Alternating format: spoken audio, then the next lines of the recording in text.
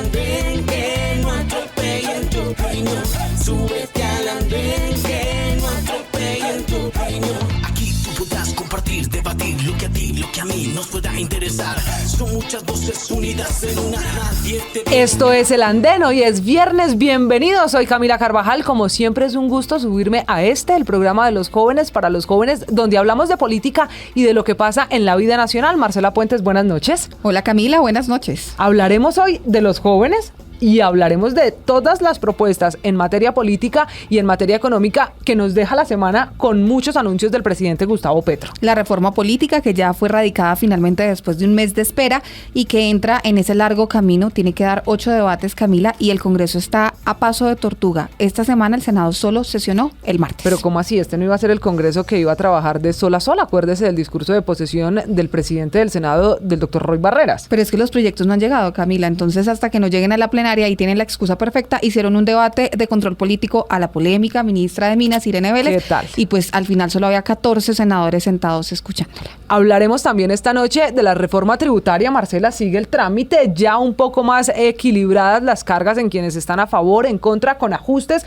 Ha cedido el gobierno en algunos temas, se han impuesto nuevas decisiones, nuevos impuestos a otros que no estaban en un principio, y esa discusión está comenzando y van a tener unas horas muy álgidas para saber cómo quedan los tributos y cómo quedan los impuestos que van a financiar programas sociales que anunció esta semana el presidente. Y se reunió el presidente Gustavo Petro con los 5 partidos que integran la coalición de gobierno, los citó a la Casa de Nariño y les dio esa tarea, que defiendan a capa y espada la reforma tributaria. Más o menos un llamadito al orden del presidente de la República con los partidos de gobierno a decirles, ahí van los proyectos, son los encargados al final de cumplir o no con ese mandato de aprobarlos en el Congreso. Consigan la platica que la necesitamos. Sí, señora, por eso hablaremos hoy del subsidio que propone el presidente de la República, Gustavo Petro, para los jóvenes que se salgan de las bandas criminales y que decidan estudiar, pero también hablaremos de lo más importante que tiene la reforma política, la que fue ya radicada en el Congreso. Bienvenidos al Andén.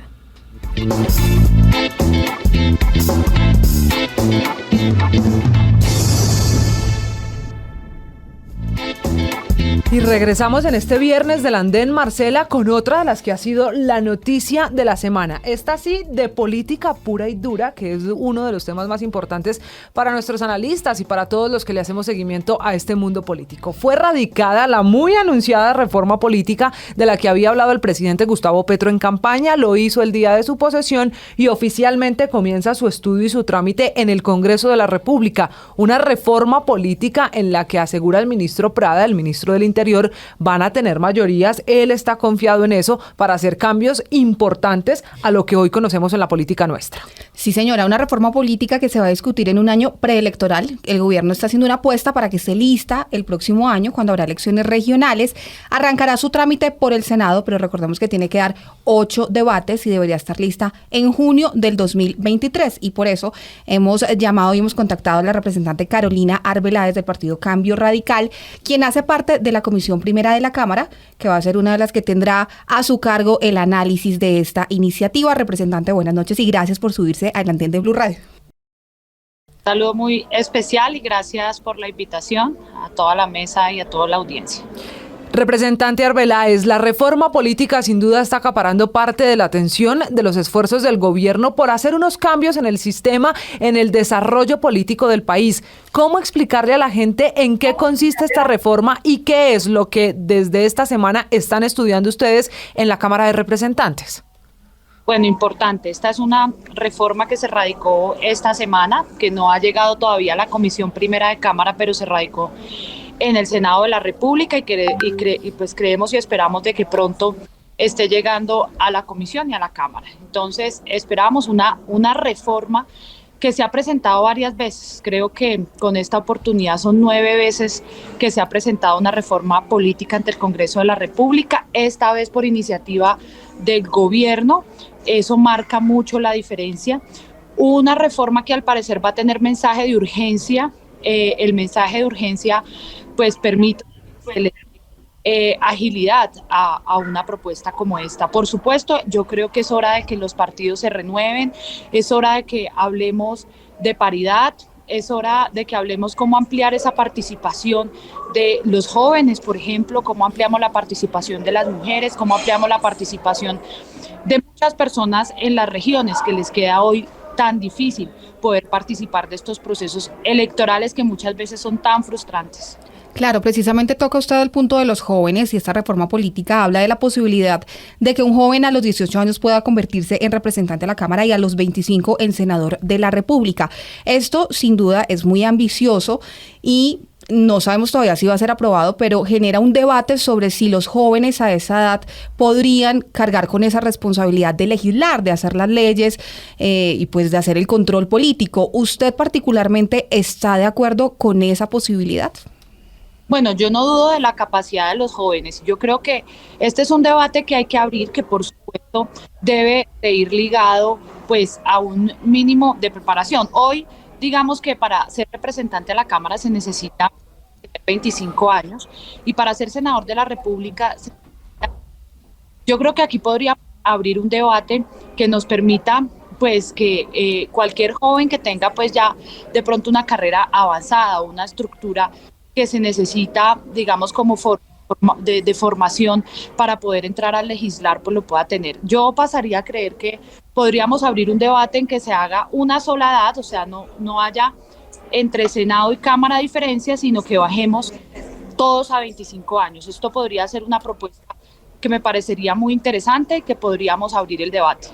En este caso, la reforma plantea la posibilidad, Marcela, de que en Senado se pase de 30 a 25 años como edad mínima y que en la Cámara sea de 25 a 18. Interesante la posibilidad, lo que dice la representante es unificar esas edades. ¿Cómo va a ser la discusión? Hay un tema muy espinoso en esta propuesta de la reforma y es la financiación de las campañas y en general de los partidos políticos. ¿Se limita esa financiación exclusivamente al Estado? ¿Qué van a revisar para saber la conveniencia o no de este aspecto que propone el gobierno? Sí, creo que esto es uno de los temas como que toca entrar a revisar cómo sería esa financiación por parte del Estado. Hoy la mayoría de campañas en parte pues los partidos digamos que hacen una captación, o sea, reciben unas donaciones por parte pues de los sectores empresariales, de ciudadanos que a través de los partidos pues hacen donaciones y los partidos pues también digamos que aportan pues a los candidatos. Sí me parece importante saber cómo sería esta financiación. Sabes que yo no veo mal que un ciudadano del común o que un sector empresarial quiera seguir apostándole o apoyando a los partidos políticos. Yo creo que pues esa no es la discusión, más allá es como la dinámica de esas campañas políticas en lo regional que pues uno ve y hemos visto a través de la historia pues que es la compra de votos que lo que sin lugar a dudas tiene al país sumergido pues en una problemática muy grande que debemos resolver, pero hay que revisar, te repito, aquí hay unos artículos que deberíamos de abordar con más profundidad para saber el detalle, porque pues hay un enunciado que no sabemos el cómo se va a hacer. Claro, y otro de los puntos muy polémicos tiene que ver con la posibilidad de que los congresistas se conviertan en ministros o que cumplan funciones de ministros. Esto genera un debate también sobre la separación de poderes, la independencia entre las ramas del poder público y cuál sería exactamente ese alcance que tendrían los congresistas siendo ministros y entrando al Ejecutivo. ¿Usted cómo ve esa opción? ¿Cree que se podría de pronto romper ese equilibrio que hay entre las ramas del poder público? La verdad, bueno, esta propuesta esta es una dinámica que funcionaba en el pasado. O sea, digamos, cualquier congresista podría renunciar para ser ministro. Esto cambió con la Constitución del 91. Y aquí lo importante es que pues no se puede abordar el tema, o digamos que sí habría esa inhabilidad que hoy la hay, por supuesto, en la ley, pero que yo creo que no raya. O sea, si hay un congresista que va a renunciar porque tiene la oportunidad de ser ministro, yo no le vería ningún problema. O sea, si además hizo parte de una campaña, si además se la jugó por un proceso político que salió ganador y que sin lugar a dudas están las capacidades o tiene ese profesional para poder ser un ministro, yo no le vería ningún problema, siendo yo no pues parte de este gobierno, ustedes muy bien lo saben, pero sí creo que aquí podríamos haber un debate muy interesante. Por supuesto que tendría que renunciar, no puede ser ministro y representante a la vez, eso pues sí, no tendría ni siquiera lógica. Y pues esto sí sería pues por supuesto que totalmente ilegal, pero sí me parece que puede abrirse esa posibilidad de que si alguien quiere renunciar a esa posición de ser congresista para pasar a ser ministro, no le vería ningún problema si además hacen parte del gobierno. Esa discusión apenas comienza y sin duda, representantes, estaremos muy atentos en lo que ocurre en los próximos meses en el Congreso de la República para saber estos cambios, cómo se ajustan, cómo se aprueban y lo que pase con la reforma. Gracias por haberse subido esta noche al andén. Gracias a ustedes por la invitación.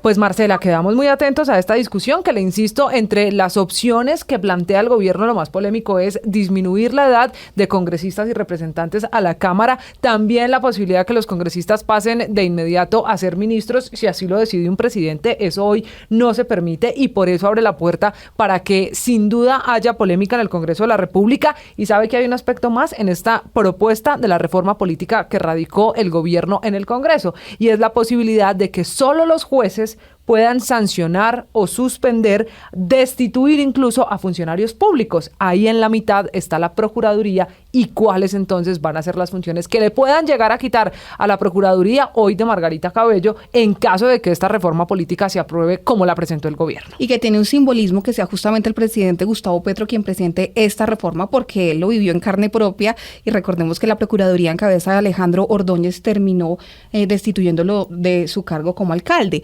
Entonces aquí lo que ocurre es que el presidente toca los temas de los que ha venido hablando, pero también llama la atención la inclusión del transfugismo, que es la posibilidad de que los congresistas cambien de partido por una única vez, porque el gobierno se la juega por ese punto. Pero lo que nos cuentan, Camila, es que el interés que tiene el presidente es la posibilidad de que los partidos que están en coalición, como el Pacto Histórico, se puedan agrupar en un solo partido, porque esto sería importante para los avales que se van a entregar el próximo año para las elecciones de autoridades locales. Mejor dicho, el ajedrez y el tablero para el panorama político en el país está apenas empezando, apenas se van a acomodar las fichas, y de la discusión de la que estaremos atentos en los próximos meses en el Congreso dependerán las elecciones regionales y las próximas presidenciales. Y hay que aclarar una cosa final, Camila. La representante de Arbeláez hablaba de la posibilidad de que tenga mensaje de urgencia. Esta es una reforma a la Constitución y no puede tener mensaje de urgencia. Se tienen que dar los 8 debates en un plazo máximo de un año. Por eso el gobierno apunta a que esté lista antes de las elecciones locales, las que tendremos el próximo año cuando arranquen esas campañas para saber quiénes van a llegar a las gobernaciones y a las alcaldías. Vamos a hacer una pausa y regresamos con nuestros analistas,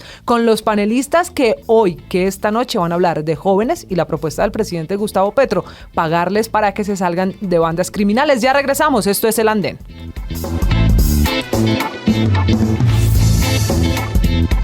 Ya regresamos a El Andén. Continuamos con El Andén. Seguimos en El Andén, Marcela, y le decía hace unos minutos que una de las propuestas más polémicas de ese montón de anuncios que hizo esta semana el presidente Gustavo Petro, ¿qué tal la posesión de 7 funcionarios en la que era un anuncio tras otro, se estaba desatrasando el presidente de la República de los pendientes que tenía para empezar a cumplir con lo que anunció en campaña?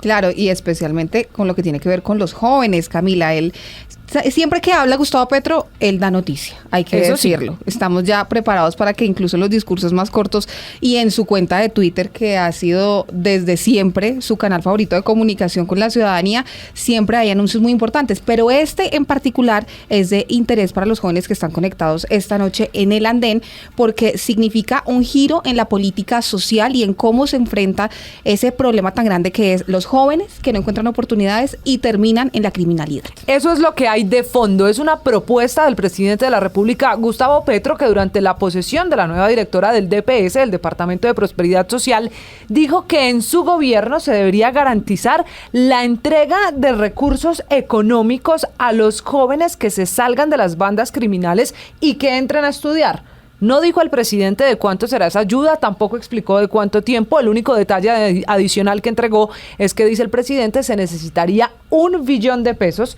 para garantizar este programa. Ese billón será al año, será trimestral, será cada 6 meses. Todavía no lo sabemos y tampoco lo sabe la directora del DPS, que ha dicho empieza a estudiar cómo cumplir con esta, que ya es una orden del presidente. Dice él, una manera de arrebatar a los jóvenes de la criminalidad. Claro, y que se suma a otra propuesta en la que ya está trabajando el gobierno, que es la salida de los jóvenes que fueron capturados en medio de las manifestaciones, jóvenes de primera línea que están hoy en cárceles, y el gobierno y la bancada de gobierno están haciendo todo lo posible para que salgan libres cuanto antes. Así que una cosa va de la mano de la otra. Son compromisos con los jóvenes de darles la libertad a los de primera línea, pero además, Camila, de darles ese subsidio, esa ayuda. Muchos dicen el asistencialismo no es el camino y no hay que darle plata a los jóvenes, sino enseñarles a estudiar y trabajar. Otros dicen que se necesita, porque hay veces llegan a los grupos delincuenciales producto de la falta de oportunidades. Esa es la discusión que tendremos esta noche aquí en El Andén, el programa de Jóvenes para Jóvenes, que sin duda hoy va a tocar uno de los temas que más nos incumben a quienes estamos pendientes de estas decisiones políticas del presidente de la República. Sin más preámbulos, le damos la bienvenida a nuestros panelistas. Marcela, hoy un gran equipo de los opinadores del Andén que se suben al Andén para que no atropellen su opinión. Arrancamos, si le parece, con Felipe González, que lo saludamos esta noche. Felipe, bienvenido al Andén, gracias por acompañarnos. ¿Cómo están? Buenas noches, un saludo cordial a todos y mil gracias por la invitación nuevamente al Andén. Y después de una larga temporada ausente, regresa esta noche Marla El buen hijo Gutiérrez. vuelve a casa. Marla, no, pero bienvenida. nunca me he ido de la casa, solo los que estamos en la previa. Aprovecho a hacer cuña para que la escuchen todos los jueves en las redes de Blue Radio. Y un saludo a todas las personas que nos están escuchando en todo el país en esta noche. Y nos acompaña también, Marla, ya vamos a entrar en materia, Juan Luis de la Hoz, que hace parte de este grupo de panelistas del Andén, otro joven que con su mirada de centro nos va a ayudar a entender cómo se mueve esta propuesta del presidente. Hola, Juan Luis, buenas noches. Hola, Cami, siempre es un placer subirme de nuevo al Andén. Un saludo a todas y todos. Aquí, chévere estar aquí acompañándolos de nuevo.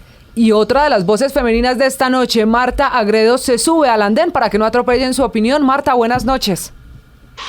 Hola, muy buenas noches para todos y para todas. Bueno, como siempre es un gusto poder encontrarnos aquí en el Andén, a Marla, a toda la mesa, pues un saludo muy especial. Y aquí pues, por supuesto, viniendo a hablar de estos temas tan importantes y sobre todo este que es pues como muy de mi corazón. Claro, y nos vamos ahora un poco más para la derecha. Un poquito solamente. Daniela Fajardo, quien representa justamente al Centro Democrático y se sube esta noche también el Andén. Daniela. Muchas gracias, buenas noches a todos. Un placer acompañarlos en este programa. Y un saludo a todos los panelistas. Bueno, Daniela, arranco con usted. ¿Cómo cayó la propuesta en el Centro Democrático? La posibilidad de que $1 billón sea destinado en el presupuesto de la nación para pagarle a los jóvenes e intentar así arrebatarlo de las bandas criminales. ¿Será efectivo? ¿Usted cree que funciona esa estrategia que ha planteado el presidente Gustavo Petro? Bueno, pues yo lo primero que quiero mencionar y que creo que es una preocupación muy grande de esta propuesta, es que una cosa es plantear esta propuesta o este programa en Bogotá, que fue lo que hizo, digamos, el presidente cuando fue alcalde, que la planteó en Bogotá, y otra cosa es ya querer llevarlo a un nivel nacional y además mencionar que quiere enfocarla en los municipios más violentos y en los que, pues, digamos, han sido golpeados por el conflicto. Entonces, aquí ya no se habla de sacar a jóvenes de la delincuencia común o de delitos menores o de bandas que se dedican a esto, sino de pronto ya jóvenes que son reclutados o que pertenecen a estructuras de grupos organizados. Entonces, yo no estoy de acuerdo con este programa, pero si se hace, yo creo que sí se debería diferenciar el tema de la delincuencia común y pues el tema de las ciudades en las que los grupos armados pues instrumentalizan a los menores de edad. También creo que es importante preguntarnos cómo el Estado piensa garantizar la seguridad de los jóvenes que deciden salir de estos grupos o que deciden vincularse a este programa y pues quieren tener la oportunidad de estudiar, porque sabemos que muchos de estos grupos armados organizados, que estamos hablando pues del Clan del Golfo, del ELN, de las disidencias, de la Segunda Marquetalia, etcétera, pues reciben amenazas, no los dejan salir de estos grupos tan fácilmente y menos pues a estudiar. Además, teniendo en cuenta también pues que el gobierno ni siquiera ha sido capaz de exigirle a estos grupos, digamos que al menos no sigan reclutando a los menores de edad o pues que liberen a los que están secuestrados. Entonces yo creo que estas son preguntas que el gobierno tiene que aclarar, y también cómo va a ser la articulación con las administraciones municipales y departamentales para asegurar que realmente estos jóvenes que se vinculen a estos programas pues sí cumplan su parte del trato a cambio de ese incentivo económico. En este caso, Marla, ese incentivo económico, dice el presidente, hasta ahora tendría la condición de que los jóvenes que se salgan de esos grupos armados entren a estudiar para poder recibir el incentivo. ¿Dónde están los cupos en las universidades? ¿En qué institutos estarían los espacios para abrirle a los jóvenes que pueden estar hoy en la guerra? Bueno, es muy complicado el tema de universidades porque hay que recordar que actualmente tenemos un déficit, porque no solamente el problema es que entren, sino que se mantengan hasta terminar sus carreras, y la carrera de 5 años como está planteada en Colombia es muy larga. Entonces, ¿con qué efectividad estas personas, estos jóvenes pueden integrarse a la educación superior? Y también, ¿cuál va a ser la tasa, digamos, de terminación efectiva de esos estudiantes a lo largo de 5 o 6 años que dura una carrera universitaria? También tenemos que recordar que la meta, digamos, en el tema de educación para este cuatrenio es lograr la vinculación de 500.000 jóvenes, que uno diría que es muy poquito, pero en lo práctico me parece una meta muy ambiciosa, ya que la vinculación ha sido mucho menor en este tiempo. Entonces es un reto grande, sobre todo el tema educativo, teniendo en cuenta que hay muchos jóvenes que están por fuera del sistema educativo, y no solamente los que están por fuera, sino que los que entran, ahí les tiro un datico, el 40% de los jóvenes que entran a la educación y que se gradúan, nunca se ve un beneficio real, es como si nunca hubieran pasado por la universidad, porque no consiguen trabajo ni hay un beneficio, un mejoramiento de la calidad de vida de estas familias. Pero hoy, usted que conoce también el sistema educativo, Marla, hay cupos, hay opciones de que 100.000 muchachos, que es la meta o la cifra que entregó el presidente cuando habló del programa Jóvenes en Paz, tengan un cupo en las instituciones de educación superior. ¿Sí hay 100.000 cupos para poder ejecutar el proyecto que propone el presidente? Ahora mismo en septiembre no los hay, pero se espera que con la reforma tributaria se pueda aumentar el cupo en las universidades, y se está hablando casi de 1 billón más de financiamiento para las universidades. Entonces esperemos que este 1.5 que se plantea de aumento en el presupuesto pueda generarse y transformarse en cupos. Pero es que no solamente es cupos, sino calidad educativa, ¿no? Porque uno puede tener 1.000 estudiantes en una universidad, pero lo importante es que tengan calidad en la gestión educativa y en sus materias. ¿Y cómo se diferenciaría este programa, Marta, por ejemplo, del Serpli lo paga y otras iniciativas que han implementado gobiernos anteriores intentando que los jóvenes vayan a las universidades? Pero como dice Marla, esto a veces es un paño de agua tibia, porque el problema va mucho más allá de eso, va en que logren terminar sus carreras y en que consigan un empleo una vez se gradúen. Así es. Bueno, en primer lugar, decirles que para mí es muy importante este programa, sobre todo en lo territorial. Ustedes pues saben que yo soy del departamento del Cauca, y es un departamento y pues hago parte de la región Pacífico, donde hay altísimas conflictividades. Este programa ya tuvimos la oportunidad de verlo en la alcaldía de Bogotá, en el gobierno de la Bogotá Humana, y vimos cómo realmente esto hace parte de una estrategia desde la seguridad humana. Entonces, cuando vemos al humano no como un delincuente, sino de cómo le empezamos a ofrecer las garantías para que se puedan reinsertar o volver al estado donde deberían de estar en la etapa de su vida. En este caso, pues los jóvenes. Tuvimos una muy buena experiencia en el marco de la Bogotá Humana, y en ese sentido yo creo que es muy importante poder hacerlo. Ahí un apunte pequeño, y es que no solamente debemos pensar en el tema de los cupos universitarios como tal. Recordemos que también está el SENA y otras instituciones mediante las cuales los jóvenes pueden acceder a otro tipo de formación técnica, tecnológica, y que puede ser, digamos, una formación mucho más rápida, donde los jóvenes tengan herramientas para salir e insertarse al trabajo. Por supuesto, esto tendrá que ir acompañado de algunas estrategias que permita que estos jóvenes pues no estudien y queden a la deriva, sino que puedan insertarse digamos, a los temas laborales. Eso por un lado. Por otro lado, creo que es una estrategia que se debe implementar en todas las ciudades y mirar de manera muy especial cómo se trabaja con los jóvenes rurales. Claro, pero Marta, sí se debe hacer una diferenciación, que era lo que decía Daniela, frente a los temas, digamos, de los grupos armados. Recordemos que los jóvenes rurales caen precisamente en estos temas de reclutamiento y demás por falta de oportunidades. Entonces también es una oportunidad para que los jóvenes pues no vayan a estos grupos ilegales, sino que pues se inserten de una vez en un sistema digamos, de estudio, de formación y, por supuesto, posteriormente los temas laborales. Claro, pero esto debería ir acompañado de una presencia institucional, porque los jóvenes terminan cayendo en estas estructuras criminales, no solamente por la falta de oportunidades, sino muchas veces en los procesos de reclutamiento prácticamente los obligan a que terminen ingresando. Algunas veces es voluntario, otras no tanto, y es la realidad que tienen. Precisamente, Marcela, esta estrategia hace parte de lo que ya está determinado por Naciones Unidas como la seguridad humana. Y es precisamente empezar a atacar esos focos donde se alimenta la guerra, la inseguridad y la violencia. Y precisamente esta estrategia busca arrebatarle a estos actores armados, a estos jóvenes, que por falta de oportunidades pues llegan ahí. Entonces darle la posibilidad de que poder hacer ese intercambio, de que puedan estudiar a cambio de tener, digamos, una mediana estabilidad pues financiera, que todos sabemos que eso es muy, digamos, muy poco lo que se da, pero la retribución es realmente cómo podemos concertar entre el Estado y los jóvenes para que no recaigan y nosotros brindarles ciertas garantías para que ellos puedan transformar su vida y que vean que realmente hay otros colores de la vida y que pueden ganarse la vida de maneras distintas a la delincuencia. Yo quiero entrar ahí y meter un poquito la cuchara, y es que hay algo que es irrefutable y es un hecho que se presenta en el informe de Una guerra sin edad, que en donde se ha dicho que la mayor causa de vinculación de jóvenes con bandas criminales no es por el reclutamiento forzado, como quizás también lo dice la compañera del Centro Democrático, sino por la falta de oportunidades.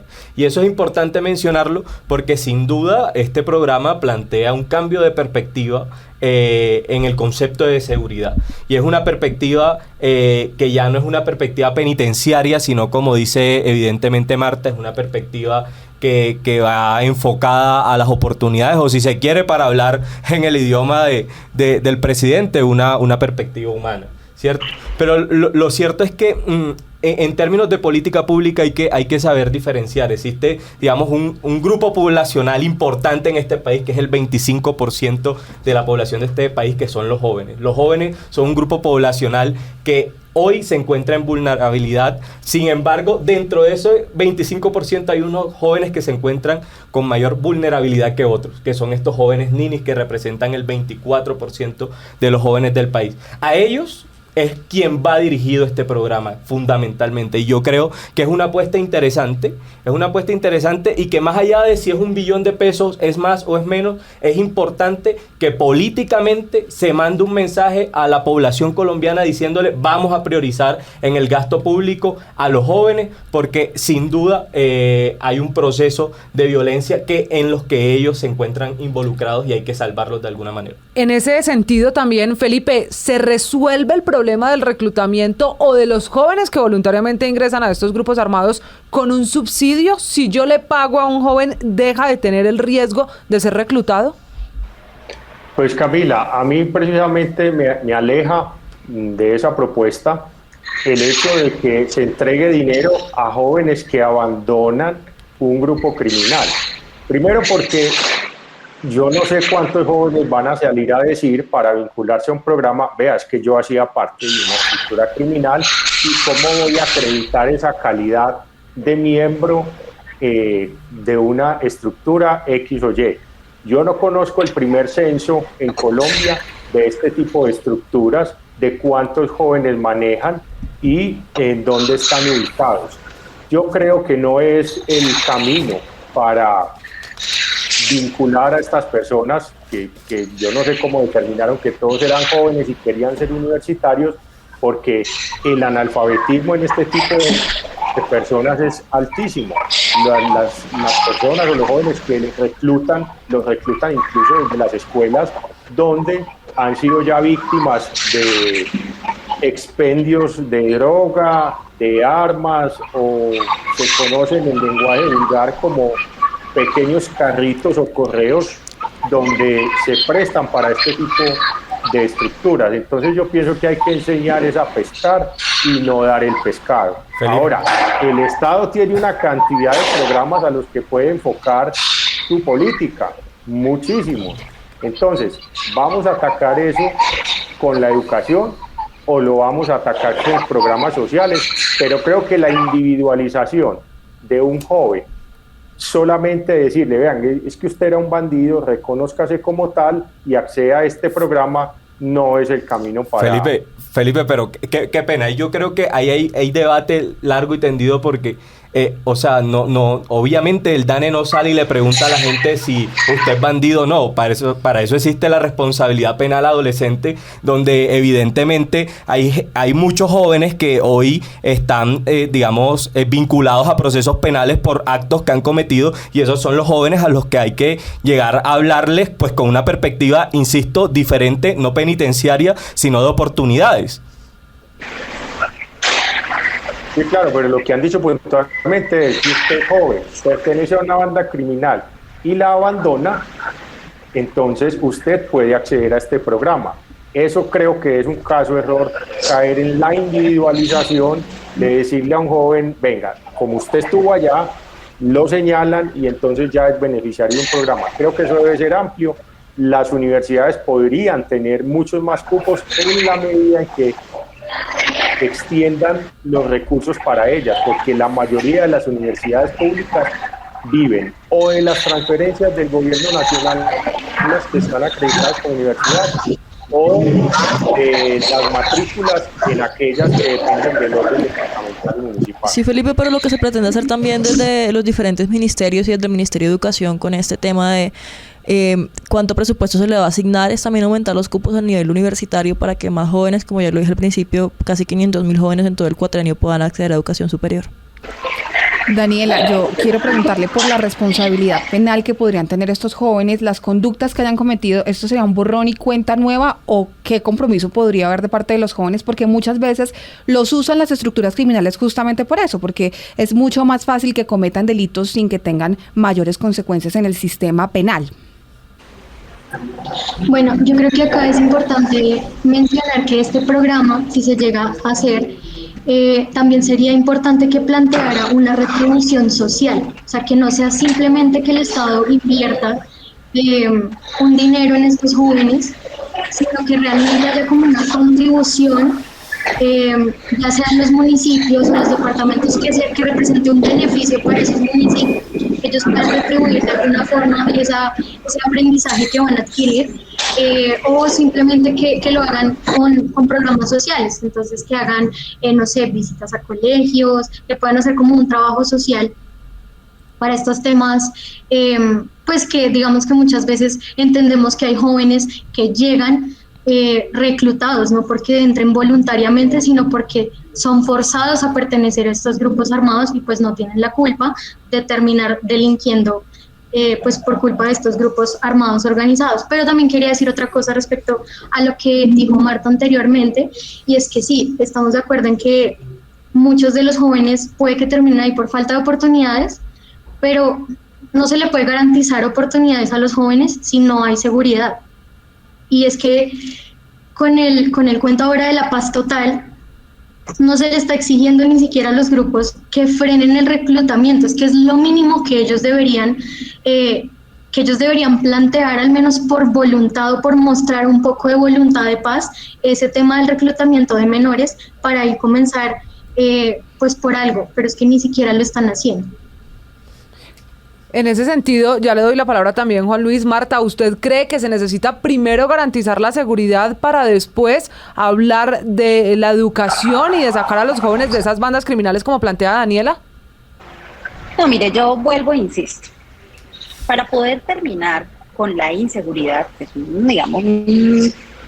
un flagelo que tenemos en Colombia y que va ascendiendo, y que estos últimos gobiernos no han hecho nada para acabar con la inseguridad.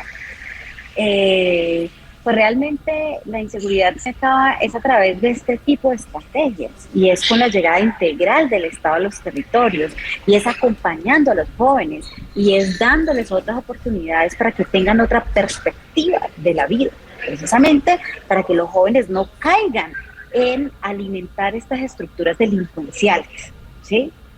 Si nosotros logramos que los jóvenes no alimenten estas estructuras delincuenciales, pues por supuesto que la inseguridad comenzará a bajar. Y eso nosotros ya lo hemos visto en las ciudades. Vuelvo y repito, el caso de Bogotá.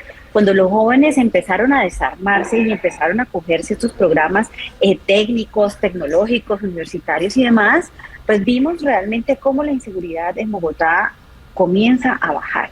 Pero esto es un esfuerzo que tiene que hacerse, digamos, no solamente en este gobierno, sino que realmente tendrá que venir acompañado de una serie de estrategias que sean para los jóvenes, también para el desarme, adicionalmente, así como le dice Daniela, con el tema de la paz total, pues tendremos que ser conscientes a los grupos, a las guerrillas que intentan por desarmarse como el ELN, pues hacerlos conscientes de que hay que frenar el tema del reclutamiento, pero adicionalmente avanzar rápidamente con la firma de un acuerdo de paz con el ELN, para avanzar mucho más rápidamente, para poder enfrentar a los grupos ya delincuenciales y narcotráfico y demás de manera más contundente.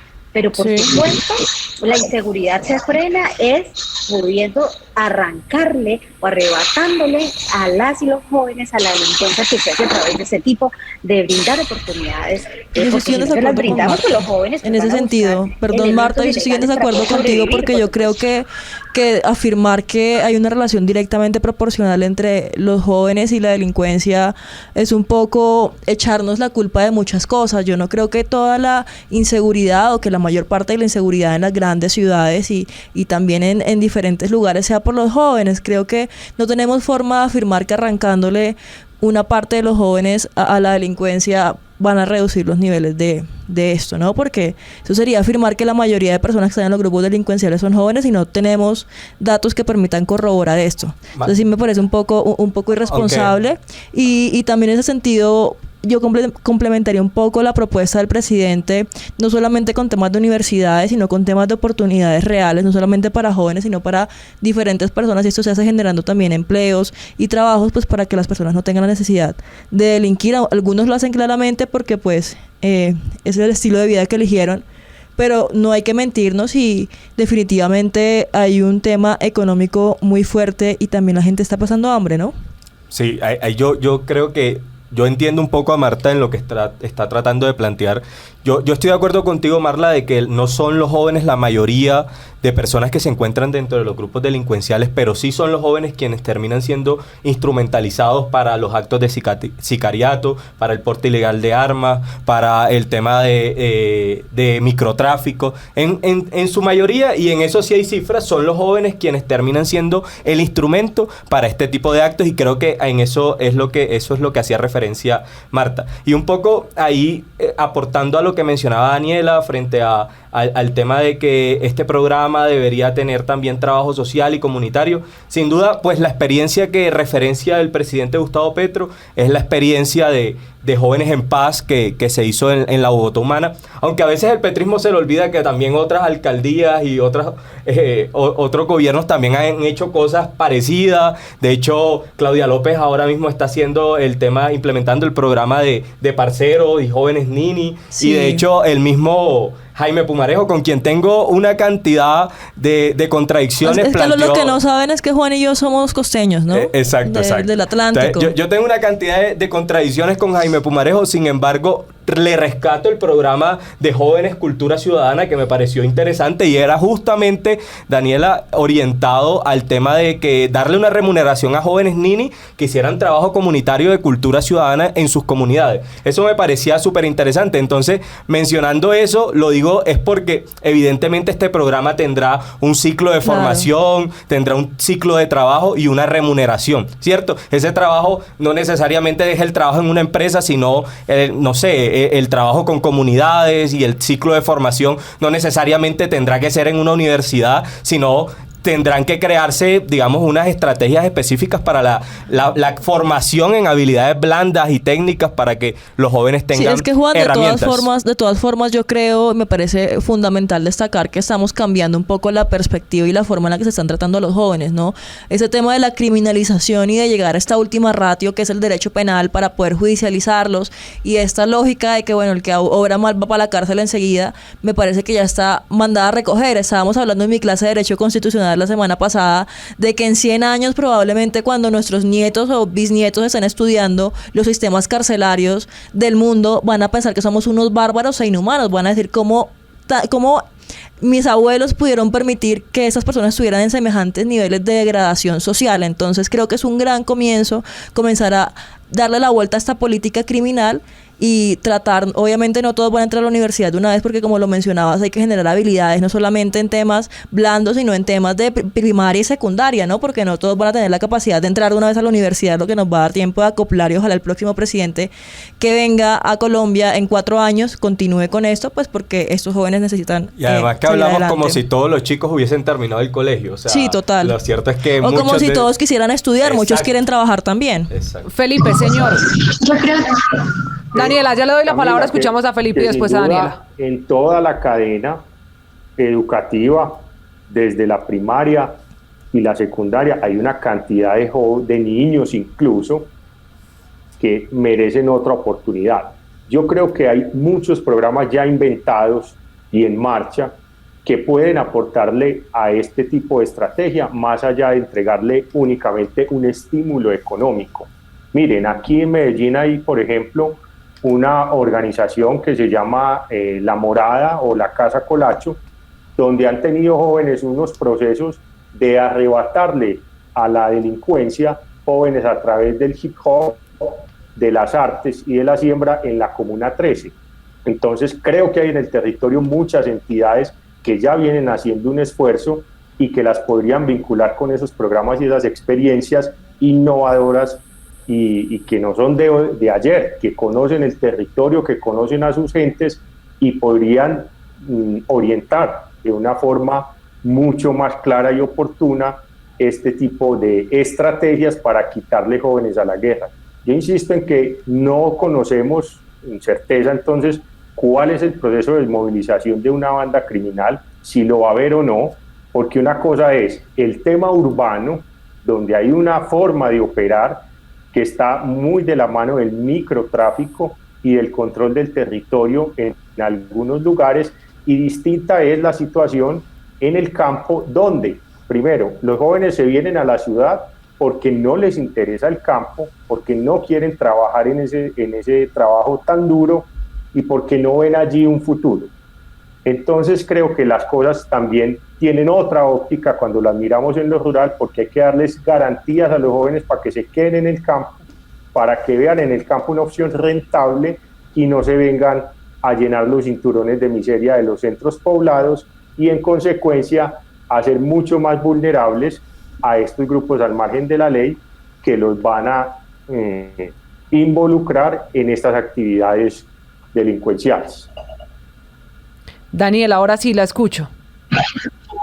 Bueno, quería hacer 2 comentarios. Uno, respondiéndole un poco a lo que decía Marta, que cuando yo decía que debía haber seguridad, no me refería obviamente al tema general, porque es claramente que este programa pues está un poco enfocado en resolver el tema de seguridad de otra forma o plantearlo de otra forma, sino me refería al tema de seguridad de los jóvenes. ¿Cómo se le va a garantizar la seguridad a estos jóvenes que están en estas zonas en las que el conflicto pues les pega más fuerte? ¿Cómo se les va a garantizar la seguridad para que estos jóvenes no sean amenazados por vincularse a estos programas, a este programa que propone Petro? Esa era mi apreciación más que todo del tema de seguridad. ¿Cómo se les va a garantizar a ellos que no vayan a ser amenazados por estos grupos? Y el segundo comentario es un poco en el sentido de lo que dice Juan Luis, en el tema social, y es que acá el problema y el gran reto,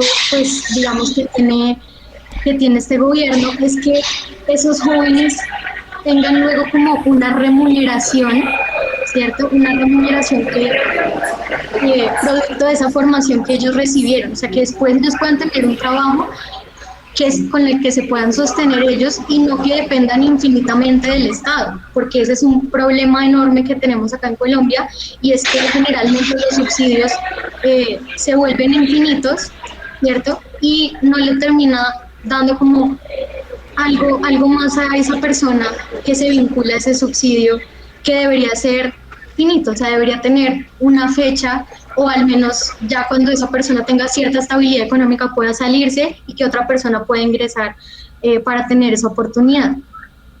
Sí, y Y Marta, que no nos volvamos un estado como asistencialista. Marta, justamente Daniela menciona un tema que es importante y es cómo garantizar que los jóvenes puedan salir realmente de esas estructuras criminales, porque muchas veces no es una decisión voluntaria, me voy y voy a empezar a estudiar, sino que tienen unas presiones de esas estructuras criminales que son además muy peligrosas y en las que posiblemente podría estar en riesgo su vida porque no los dejan ir para que no los van a delatar. Sí, vean, yo aquí quiero en primer lugar pues hacer una aclaración importante y quemarla, pues hizo referencia a lo que yo había expresado. Por supuesto, yo a los jóvenes no los miro como criminales, eso que no, que los miro son como unas víctimas de todo lo que está pasando en el país y que por eso hay que arrebatárselos a todo este sistema que hay en el país, donde desafortunadamente se ha empezado a normalizar digamos, la violencia. En segundo lugar, pues decirle a Daniela, contestarle a Daniela y es lo siguiente. Esta es una sola de las estrategias que el gobierno deberá emplear para eliminar, vuelvo y repito, tratar de empezar a eliminar o a recuperar los territorios frente al tema de la violencia, recuperar los territorios y recuperar los humanos que están dentro de ese sistema, digamos, criminal. Efectivamente, se deben tener unas estrategias de llegar de manera integral al Estado y por eso, a estos territorios, y por eso es tan importante la implementación del acuerdo de paz. Hay que generar garantías primero para que la gente pues no alimente esta cadena criminal. Como todos lo sabemos aquí, el narcotráfico pues hace parte de quienes alimentan esta cadena de criminal en los territorios. Entonces, en primer lugar, pues hay que ser muy enfáticos en que el acuerdo de paz pues debe aplicarse en los territorios, presencia integral, el PENIS, los PEDET deben empezar a funcionar, la reforma rural integral, pues precisamente para, como lo decía Felipe, generar esas garantías para que nuestros campesinos y campesinas pues puedan tener realmente la manera de poder avanzar en el tema de sustitución de los cultivos de uso ilícito en términos de poder hacer producción que pueda alimentar a las grandes ciudades, a las capitales y demás. Pero todo esto finalmente era parte de un montón de estrategias para poder generar seguridad. Y por supuesto, si hay seguridad, no solamente beneficiará a los adultos, sino que nos beneficiará a la mayoría de la población. Pero por supuesto, hay que decirlo aquí, no es esto no va a ser rápido. Esto va a tener que generarse unas estrategias que no solamente tendrá que avanzar este gobierno, sino los gobiernos siguientes para que podamos finalmente alcanzar esa paz total que es de la que habla el presidente Petro. Ahora, yo quiero decir una cosita. Espérame un momentico, yo termino acá. Finalmente, realmente vemos que todo esto hace parte de la implementación del acuerdo de paz. Si implementamos el acuerdo de paz, pues podremos recuperar los territorios, podremos avanzar en la reparación de las víctimas, pero adicionalmente que las víctimas vuelvan a sus territorios. Y solamente así, pues realmente podremos avanzar en tener unos territorios donde se pueda producir, que puedan alimentar y que puedan haber cadenas productivas, que es lo que la gente realmente pide, no solamente seguridad, sino también poder vivir sabroso, y al vivir Camila, sabroso hasta ahora realmente eso. Hasta ahora esto es solamente un titular lleno de muy buenas intenciones, no más. Yo quiero ahí decir algo, y yo creo que en esta ocasión o en esta intervención ahí voy a estar de acuerdo con Felipe y con Daniela. Y es que yo pues creo que este programa en este momento es importante, es muy importante porque hay unos chicos y una chica que hay que hacer todo lo posible por salvarlo de las bandas criminales, pero sin duda no se puede convertir este tipo de programas sociales en la lógica en cómo incorporemos a la vida social a los jóvenes. O sea, no puede ser el asistencialismo como el fin último para nosotros salvar a millones de jóvenes, a miles de jóvenes que se encuentran hoy, digamos, en situación de vulnerabilidad. Y lo digo por una razón, y es que hoy en Colombia, y lo voy a decir es porque todos hemos hablado de trabajo, ¿no? Como si todos los jóvenes, además de todos los jóvenes quisieran estudiar, todos los jóvenes quisieran ser empleados. Pero, digamos, Colombia es el primer país con espíritu emprendedor. Y además, los jóvenes en Colombia son el grupo etario con mayor intención de crear empresas. Eso me parece importante porque siendo esto algo tan trascendental para la generación de riqueza en el país, generar oportunidades más allá del asistencialismo del Estado, es importante que el Estado también piense en la formación para el emprendimiento y nuevas habilidades, la falta de visibilidad de los emprendimientos jóvenes y los créditos también para los emprendedores jóvenes, que creo que son otras alternativas que pueden llevarnos un poco a superar también el tema de los programas asistencialistas. Pero Juan Luis, a ver, ya vamos a escuchar a Daniela, que además tiene una mirada distinta en eso de lo que usted está mencionando, pero aquí particularmente cuando usted dice que no necesariamente todos los jóvenes quieren trabajar o no todos quieren estudiar, ¿cuál es también el mensaje que al final un programa como estos, en los que el propio presidente habla de jóvenes en paz, termina mandándole a los jóvenes que sí están inmersos hoy en el sistema laboral o educativo? Cuando hay una entrada económica por otro camino en el que definitivamente yo lo que tengo que hacer es decir, como mencionaba Felipe hace un momento, que pertenecí a un grupo delincuencial. El mensaje que les llega a quienes sí están trabajando o estudiando, pues lo que dice la oposición, y esto lo quiero citar textualmente, es: corre el riesgo de que quienes están como jóvenes trabajando o estudiando decidan salirse a cambio de unos recursos que les entregará el Estado. Sí, yo creo que eso es importantísimo, pero hay que separar el debate. Es decir, una cosa son los jóvenes que hoy están estudiando, trabajando y no delinquen, que es, digamos, y plantearlo en términos poblacionales, es decir, lo que decía al principio, todos los jóvenes hoy necesitan mayor incursión en el mercado laboral, necesitan más acceso a la educación. La mitad de los jóvenes delincan, trabajan, no delincan, no entran a la educación superior. Es decir, hay una política que tendrá que implementar el gobierno en términos poblacional. Y hay una política específica que es la propuesta, que son los jóvenes que se encuentran dentro del grupo poblacional vulnerable, que son todos los 12 millones de jóvenes que se encuentran en mayor vulnerabilidad, que es ese 24% de ninis que no estudian ni trabajan. Entonces yo creo que evidentemente tendrá que plantearse una política integral, pero que esta política dirigida, enfocada a esos jóvenes que se encuentran en mayor vulnerabilidad es correcta. Es que esto puede tener también un mensaje, como lo decía Cami, contrario. O sea, entonces acá un poco entonces ser bandido paga, pues, o ese sería el mensaje, o no bandido, entonces, perdón, cambió la palabra. Entonces pertenecer a un grupo delincuencial, entonces paga. Entonces esto podría ser un incentivo también para que jóvenes se vinculen a estas bandas delincuenciales para recibir un beneficio del Estado, que prácticamente estamos viendo que este gobierno entonces está planteando muchas políticas asistencialistas de cara o a puertas de una recesión mundial a la vista, una inflación que no se veía hace más de 23 años. Y yo le quisiera preguntar a Marta, que tanto habla del programa de Jóvenes en Paz en Bogotá, ¿cuáles fueron los resultados con cifras en la ciudad? Pero no como lo que plantean, digamos, en la rendición de cuentas que presentó la Alcaldía de Bogotá en 2015, que dicen que sí, el objetivo de ellos era vincular 3.900 jóvenes, y entonces lo muestran como un gran logro, que no logramos incluir 3.900 jóvenes, sino que logramos ampliar ese margen y entonces incluimos a 5.500 jóvenes, pero nunca muestran en ninguna de esa rendición que ellos hacen, que son más de 100 páginas, nunca muestran una cifra en la que mencionen cuál fue el verdadero impacto, si esos jóvenes realmente digamos que dejaron esa ilegalidad y se vincularon a la legalidad, o cuál fue el impacto realmente en la vida de estos jóvenes, porque eso también es importante saberlo, no simplemente decir, no, si es que se bajaron las cifras de homicidio, porque tampoco sabemos si realmente las cifras de homicidio, como decía Marla, se bajaron debido a esta política de Jóvenes en Paz, o si se debió a otros factores externos a esta política. Esa es una discusión que sin duda tendremos en el programa siguiente. Marcela, se nos está acabando el tiempo. Veo además a Marta con ganas de contestar, así que le pido muy corto, tengo 30 segundos para que pueda responderle.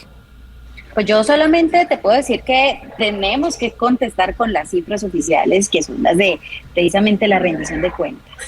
Y esas cifras oficiales demuestran que más de 5.000 jóvenes se insertaron nuevamente en la vida, digamos, en la sociedad. Más de 5.000 jóvenes fueron beneficiarios de este programa y que entregaron sus armas, y que vemos que cómo a partir de la implementación de ese programa pues comenzaron a bajar los índices de inseguridad en la ciudad de Bogotá. Entonces, lo que se debe decir es que sí hay una respuesta de los jóvenes y de cómo la inseguridad... Pero es que una cosa es ser beneficiario de ese programa. Entonces, si vamos a empezar a divagar, pues eso es otra cosa.